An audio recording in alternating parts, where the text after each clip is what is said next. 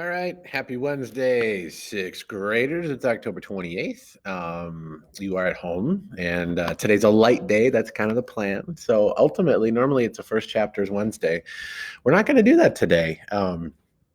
Actually, we're going to, by popular demand, we're going to continue Seed Folks. So what I'm going to do is I'm going to read just one chapter. That's what I mean by light. So listen to me read.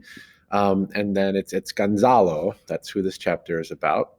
And then don't forget to fill out your character work.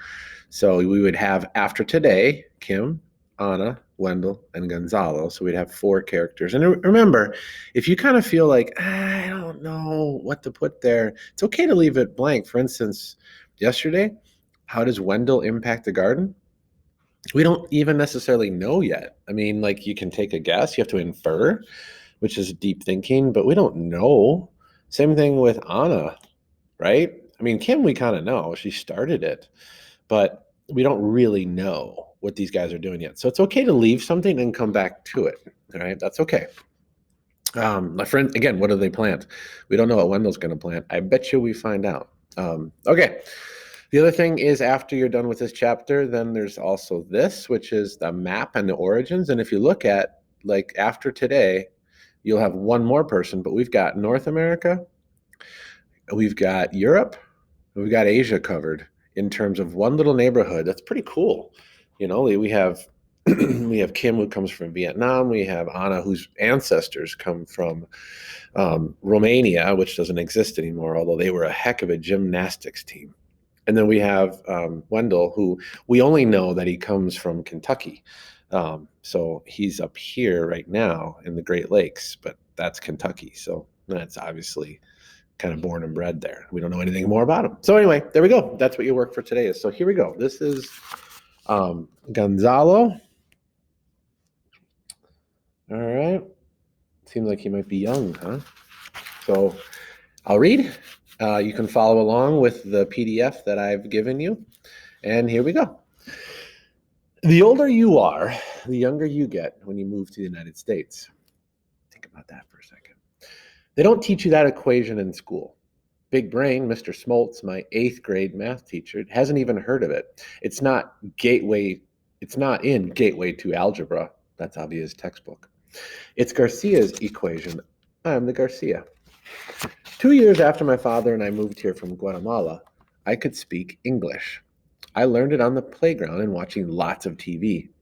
Don't believe what they say. Cartoons make you smart.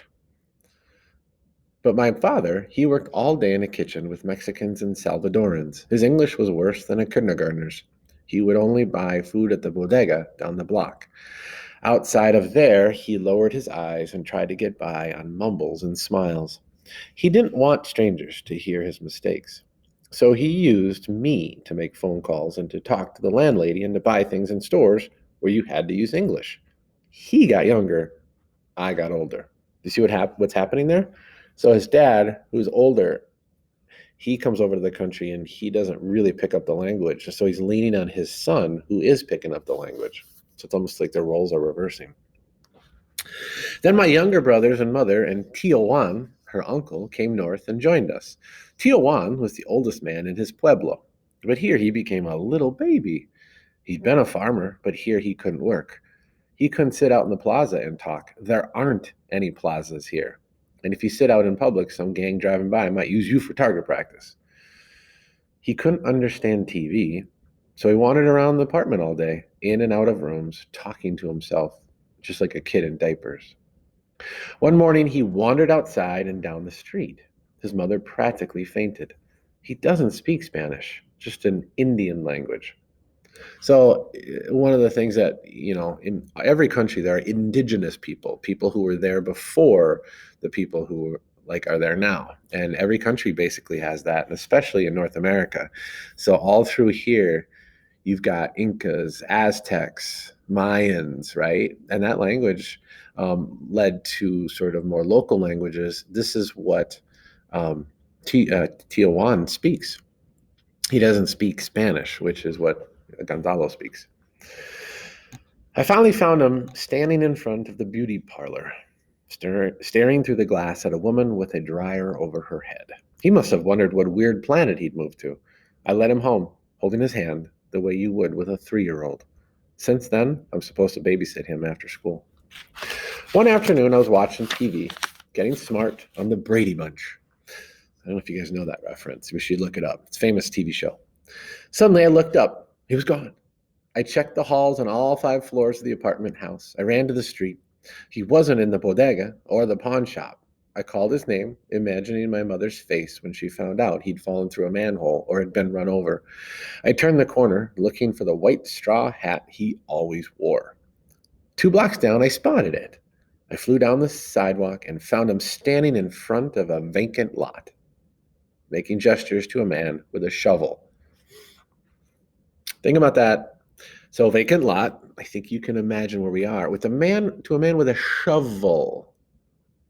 Okay, shovel. Do you remember the end of the last chapter? This is Wendell's chapter. That Monday, I brought a shovel home from work. That's what this book is full of, those little clues of who's who, and you got to pay attention because it's kind of fun to see who's who.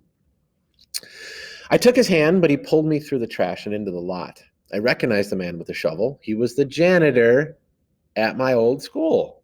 Now we know, right? Remember when Wendell made a point of saying, like, a janitor gets bossed around all the time. I'm not getting bossed around by this woman. He had a little garden planted. Different shades of green leaves were coming up in rows. Tio Juan was smiling and trying to tell him something. The man couldn't understand him and finally went back to digging. I turned Tio Juan around and led him home. That night, he told my mother all about it. She was the only one who could understand him. When she got home from work the next day, she asked me to take him back there. I did. He studied the sun, then the soil. He felt it, then smelled it, then actually tasted it. He chose a spot not too far from the sidewalk. Where my mother changed buses, she'd gone into a store and bought him a trowel and 4 packets of seeds. I cleared the trash. He turned the soil. I wish we were farther from the street, and I was praying that none of my friends or girlfriends or enemies saw me. Tio Juan didn't even notice people. He was totally wrapped up in the work. He showed me exactly how far apart the rows should be and how deep. He couldn't read the words on the seed packets, but he knew from the pictures what seeds were inside. He poured them into his hand and smiled. He seemed to recognize them, like old friends.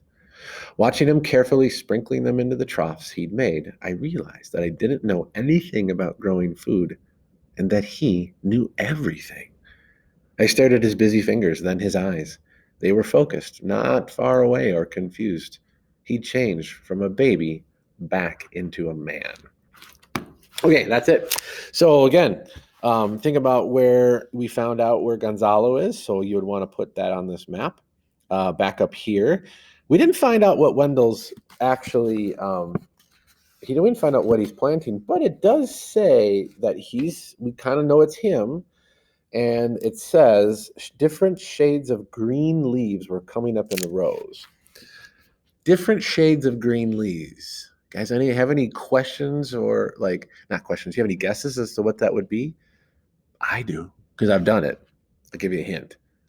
Probably lettuce or spinach. If it's coming up in leaves, that's usually a sign that might be different types of lettuce. If it was one type of leaf, I'm not so sure we would assume it's lettuce, but that's my assumption. I don't know, but I'm making an inference. So there you go. So follow through. And also just remember, like in the back of your head, they said, Gonzalo said that he didn't want to be near the side of the road next to the street. So start imagining that means that he's near the side of the street. That's where Gonzalo is. They're working the land right next to the road. All right. Have a good one. Feel free to send any questions my way. I hope you have a good Wednesday, and we'll see you Thursday, Friday. Some of you. All right. Take care. Bye-bye.